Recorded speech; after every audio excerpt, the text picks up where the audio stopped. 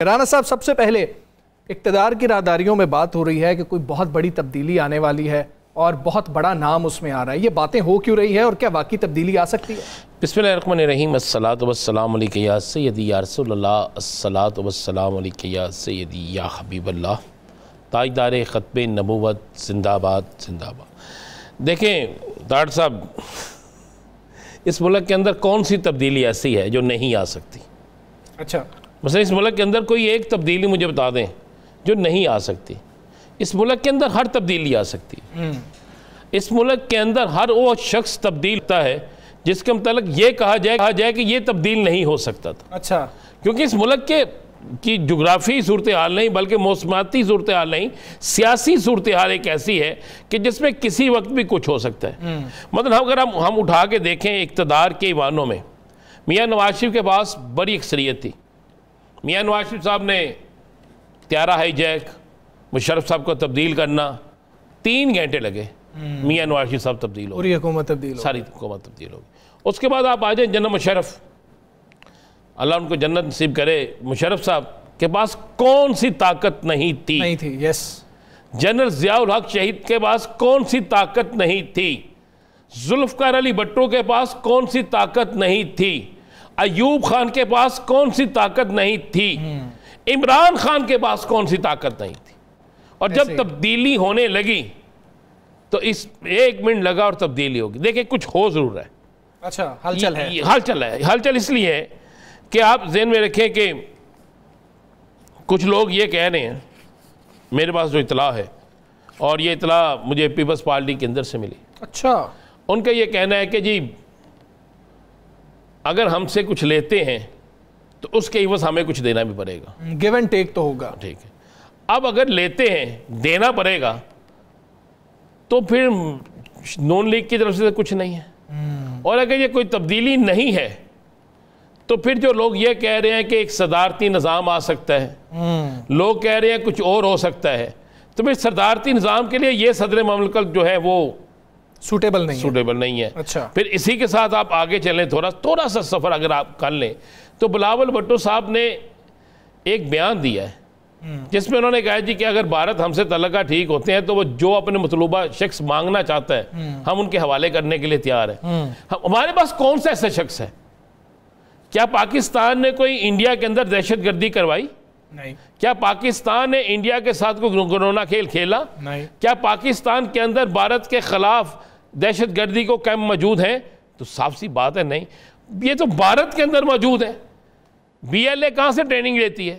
Be L A کے علاوہ باقی چیز جو تنظیمیں ہیں وہ کہاں سے ٹریننگ لیتی ہیں؟ بھارت کے اندر سے لیتی ہیں. ثبوت موجود ہے، ہر چیز موجود ہے.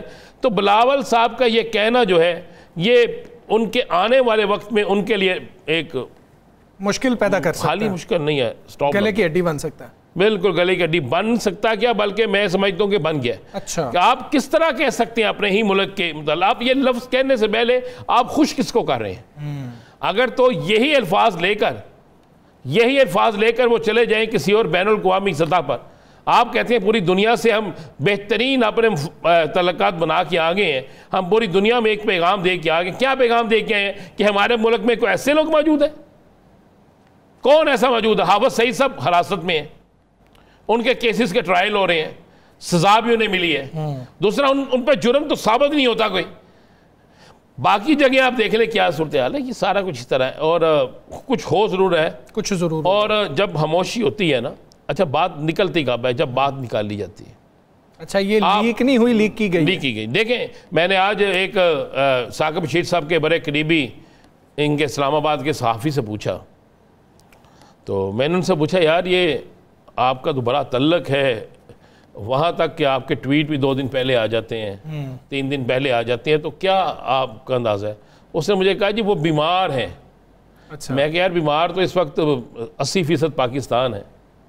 کوئی غربت کی وجہ سے ہے، کوئی بجلی کے بلوں کی وجہ سے ہے، تو یہ بیمار کس وجہ سے ہے؟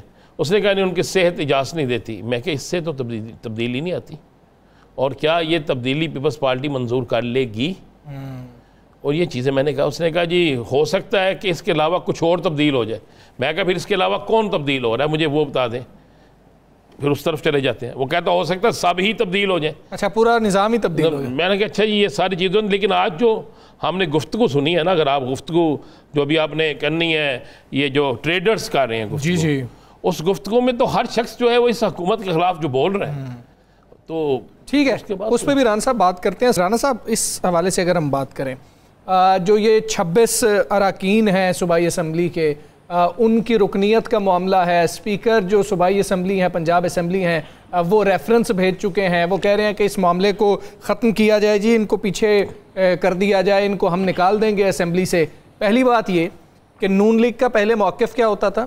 آج جب آپ کا اسپیکر ہے, آپ کی حکومت ہے, تو یہ اپنے پرانے موقف سے آج انہوں نے کیا کہا ہے جی, جب 62-63 سے وزیر اعظم جا سکتا ہے گھر, تو یہ کیوں نہیں جا سکتے ہیں جی کہ ریفرنس بھیج سکتے ہیں. وہی 62-63 ہے جس کے حوالے سے یہ ریلیاں نکالتے رہے ہیں, احتجاج کرتے رہے ہیں, باتیں کرتے رہے ہیں, اس کے خلاف رہے ہیں. ان کو یہ بھی نہیں پتا کہ 62-63 تو ختم ہو گیا, عدالت نہیں ختم کیا ہے. اور 62-63 ایسا ہی ہے نا ثاقب بشیر صاحب. اور پھر اس کے بعد جب ووٹ دینے کی باری ہے, 62(1)F جو ہے وہ 62(1)F کے تحت دوسرے بات ان پر کس طرح لگے گی 62-63, یہ بتایا جائے نا پہلے. کیا پارلیمنٹری لیڈر نے کہا کہ انہوں نے میری بات نہیں مانی؟ ان کو تو یہی نہیں سمجھ آ رہی اسپیکر صاحب کو, بڑے معزز ہیں, میرے بڑے اچھے دوست ہیں, کہ بھئی آپ نے تو پارلیمنٹری لیڈر کو بھی معطل کر دیا. ایک طرف آپ کہہ رہے ہیں, پہلے دن آپ کا بیان ہے کہ پارلیمنٹری لیڈر کی بات نہیں مانی, لیکن آپ نے اگلے دن پارلیمنٹری لیڈر تو سب سے آگے تھا. دوسرا, میرے پاس وہ فوٹیج موجود ہے, میرے پاس کیا سب کے پاس فوٹیج موجود ہے. مجھے ایک بات بتا دیں, اس فوٹیج کے مطابق جب یہ اسپیکر صاحب اپوزیشن میں تھے تو اس وقت کس طرح چیز کاغذ پھاڑ کے پھینکتے تھے, کیا وہ اسپیکر ڈائس کے سامنے اسپیکر ڈائس کے سامنے, یہ سارا کچھ بھی نہیں ہونا, کچھ بھی نہیں ہونا. 26 نشستوں پر الیکشن دوبارہ کرانا حکومت کی موت ہے.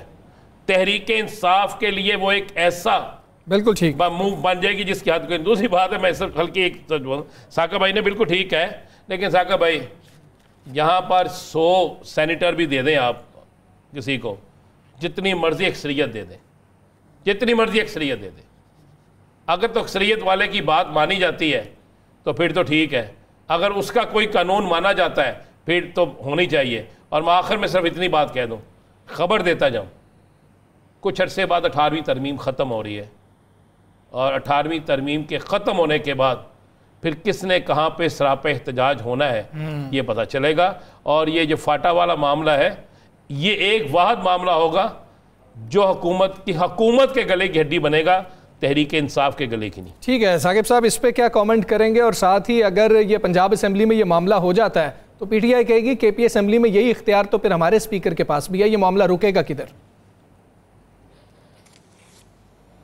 نہیں, میرا خیال ہے کہ جو آج ملک احمد خان صاحب کی جو پریس کانفرنس سنی, وہ اپنے اس ایکٹ کو جسٹیفائی کرنے کے لیے جو مثالیں دے رہے ہیں وہ حیران کن ہیں. ماضی میں یہی جو یوسف رضا گیلانی صاحب پرائم منسٹر تھے, ان کو جب نااہل کیا گیا, ان کو پرائم منسٹرشپ سے ہٹایا گیا, تو اس وقت تو یقینی طور پر مسلم لیگ نون بھی انہوں نے خوشیاں منائی, لیکن بعد میں ان کو احساس ہوا کہ یہ کام تو غلط ہو گیا ہے. پھر نواز شریف صاحب جو ہے ان کو پاناما میں نااہل کیا گیا, اور اس کے بعد ان کا مستقل ایک ویو رہا ہے کہ عدالتوں سے اور اس قسم کے فورم سے یہ جو پارلیمنٹیرینز جو عوام کے نمائندے ہوتے ہیں, عوام کا ووٹ لے کر آتے ہیں, ان کو ان فورم سے نااہل نہیں ہونا چاہیے اور نہ ان کو کرنا چاہیے, نہ عدالتوں کا حق ہے. بلکہ وہ آصف سعید کھوسا, ثاقب نثار, وہ جو جتنے بھی ججز تھے اس دور کے, ان کو باقاعدہ طور پر مریم نواز صاحبہ اپنی تقاریر میں کریٹیسائز کیا کرتی تھی,